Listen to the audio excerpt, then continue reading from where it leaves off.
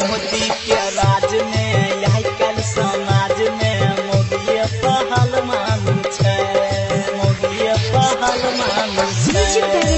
DJ Nitish राज मंगला राहुल बाबू। हाँ हाँ कैसन जुग अइलै भैया सब कोई परेशान छे, कैसन जुग अइलै भैया सब कोई परेशान छे। मोदी के राज में यही कल समाज में मोदी पहलवान छे। हो मोदी के राज में यही कल समाज में मोदी पहलवान छे। कैसन जुग अइलै भैया सब कोई परेशान छे। मोदी के राज में यही कल समाज में मोदी पहलवान छे। हो मोदी के राज में यही कल समाज में मोदी पहलवान छे।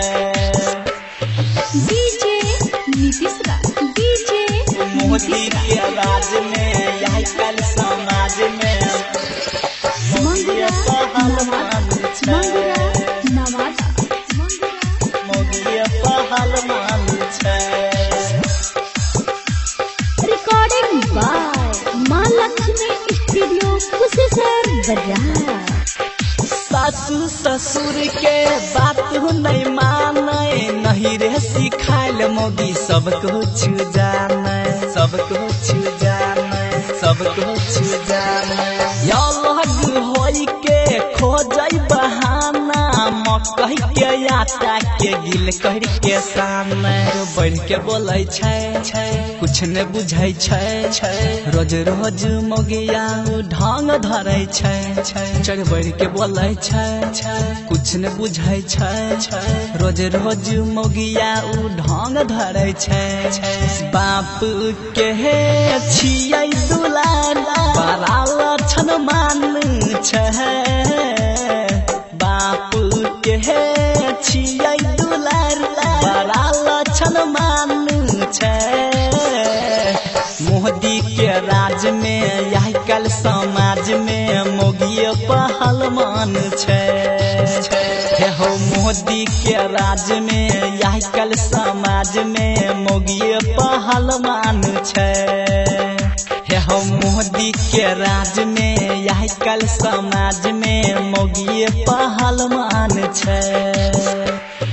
डीजे नीतीश राज मोदी के राज में यही कल समाज में रिकॉर्डिंग बाय माँ लक्ष्मी स्टूडियो कुशेश्वर बाजार। मोदी पहलवान छे। मिक्स बाय राहुल बाबू। मोदी पहलवान छे। बिहार सरकार फल देलकै, जीरो बैलेंस पर खाता खोललकै, खाता खोललकै, खाता खोललकै। अपन मर्द के इंग्लिश पढ़ाई के अपने खाता पर पैसा भेजलक। मुंड में रहै छै, कुछ न फुरै छै। प्रमोद देहाती के गायर पढ़ै छै। मुंड में रहै छै, कुछ न फुरै छै। प्रमोद देहाती के गायर पढ़ै छै। राइटर चंचल के छियै भाई यह से गुमान करै छै। राइटर चंचल के छियै भाई यह से गुमान करै छै। मोदी के राज में यही कल समाज में मोदी पहलवान छे। हो मोदी के राज में यही कल समाज में मोदी पहलवान छे। हो मोदी के राज में यही कल समाज में मोदी पहलवान छे, मोदी पहलवान छे।